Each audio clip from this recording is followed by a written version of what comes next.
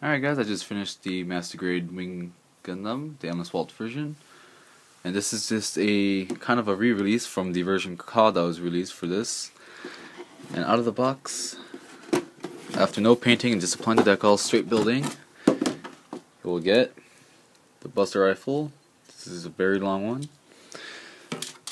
Shield.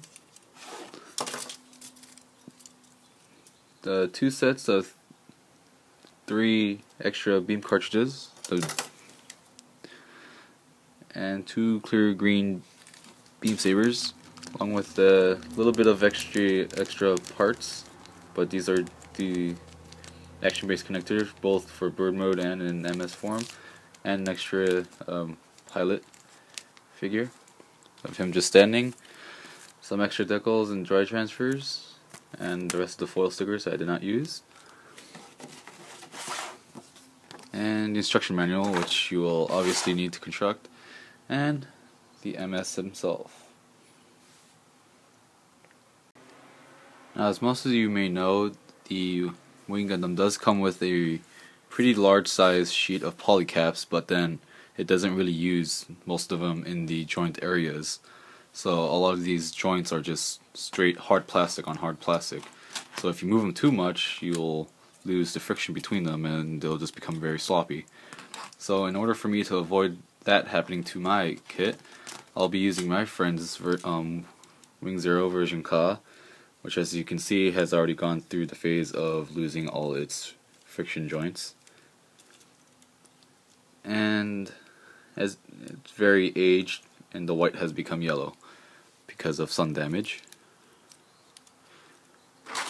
along with the other accessories, but I'll be using mine instead of his for that.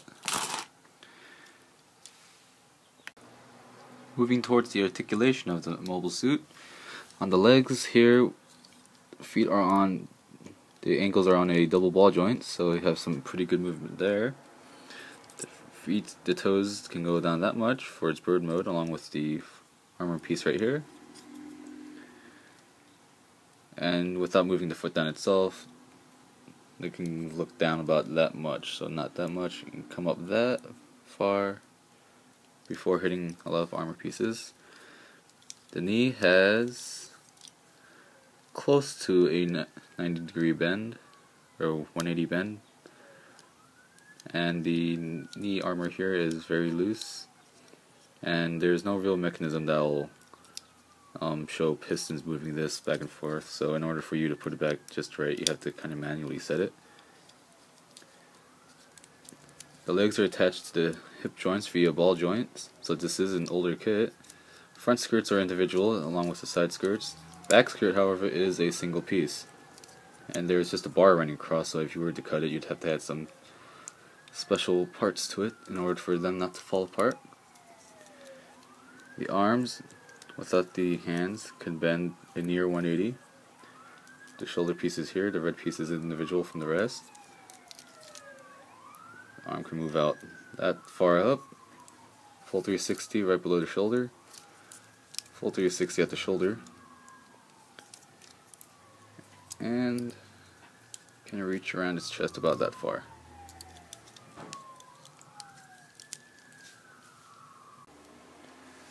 The waist sections are on 2 ball joints, so you get some pretty good movement there, forward and backwards. And there's a good red piece for the bottom that kind of covers up the inner mechanics, so you don't get some ugly ball joint showing there.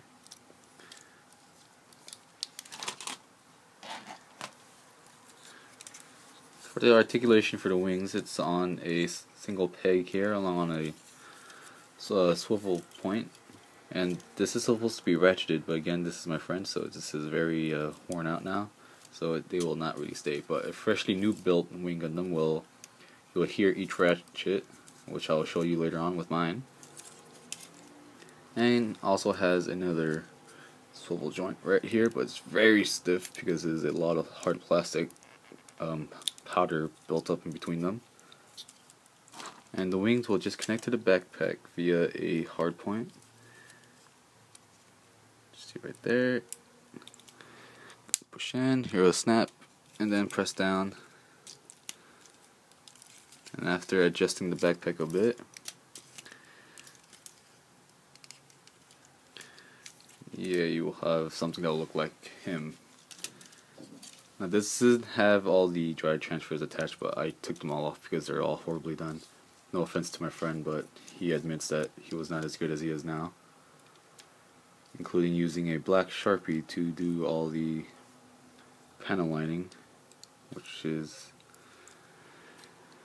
heavily done in some areas.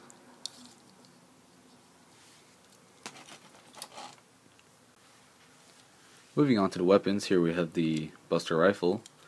Very long, there's no pegs on the hands in order for him to hold it, so he just has bare 3-finger, trigger finger hands from the older Master Grades. These 3 cartridges are individual, and you can't take them out, but if you take them out too many times, they'll become very loose, so yes.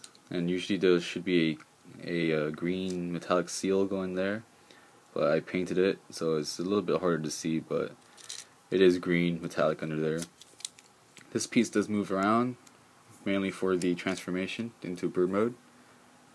And yes, very few dry transfers and decals that go onto this.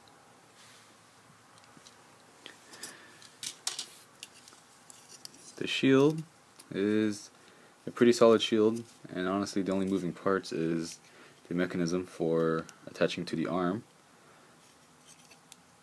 and the beam saber, which is just hidden down way down here.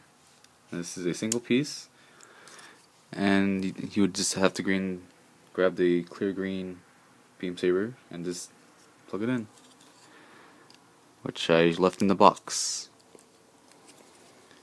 And in order to attach this to the arm,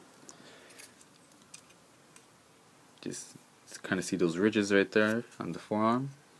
Kind of go around the back. Kind of see, and it should kind of snap in place. Alright, there you go. Alright, kind of bring it forward. Alright, move the yellow pointy things around. And there you go, and my arm's falling off.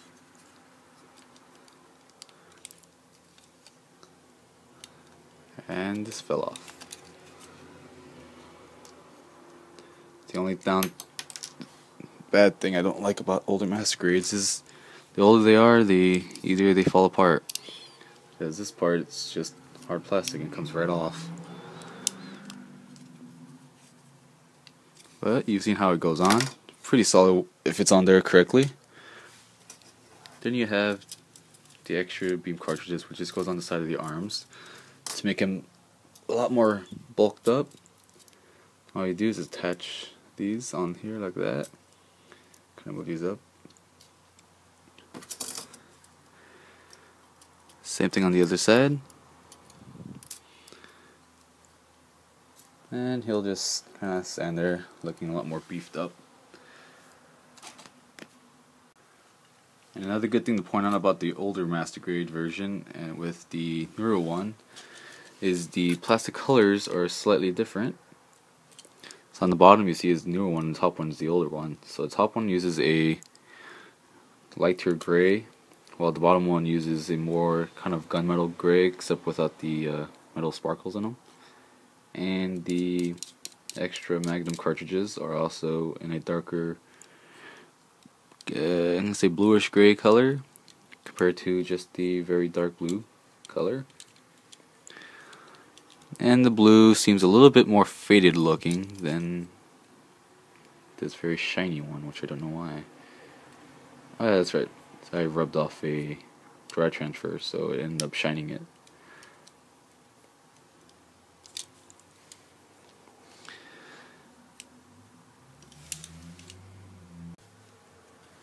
I don't know how plastic reacts with the sun from older kits like that, but here is the version Ka shield. It may look white, but comparing it to this one, which is the newer one, you can see that the sun has actually gotten to it. And my friend said he brought his kits back from the Philippines, so I don't know if it's the humidity and the sun combined together or something else. But all my kits so far that I have on my shelves, they've been up there for a long time with the sun directly hitting them. there's no damage that I can see happening to them. Alright, to be going over the bird mode transformation, just following the instructions, it's almost exactly the same as the TV version of the wing, minus the backpack coming lower and where the shield attaches to. And after you've gone through all that, oops, here is the bird mode with my friend's version of the wing version Katoki. And if you've noticed before, I transformed it. This kit specifically, the legs were super loose. I've just gone ahead and practically glued everything in place because nothing would stay together. Here I've already attached the extra tanks here. All these have been glued in as well. The only thing that I haven't glued is the shield and the Buster Rifle because I might be using them for something else later.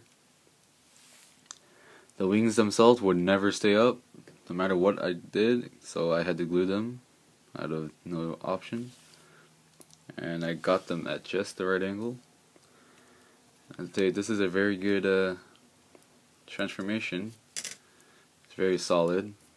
Well, with the newer kit, not with the older kits. It does not really look much like a Gundam since the face is actually covered up a lot more better. Minus the legs, of course, because they will always look like legs. But from the top, it looks the best. And from the bottom, it looks just as good. Yeah. So far, my only complaint is the joints some of the joints lacking polycap. So over time, if you keep moving them too much, they'll become a mess of flopping parts. A good example would have been the shield joints right here, where they ratchet. If you move them too much, you'll end up grinding down the ratchet joint, and you'll just end up with a no friction connection joint that just keeps flopping around everywhere. And you can actually kind of lay them down if you got them just right. And yeah, so that'll be it for my review of the Master Grade Wing Gundam Endless Waltz version. So, hope you guys liked the video. Please leave me a comment down below what you guys thought, and I'll see you guys in the next video.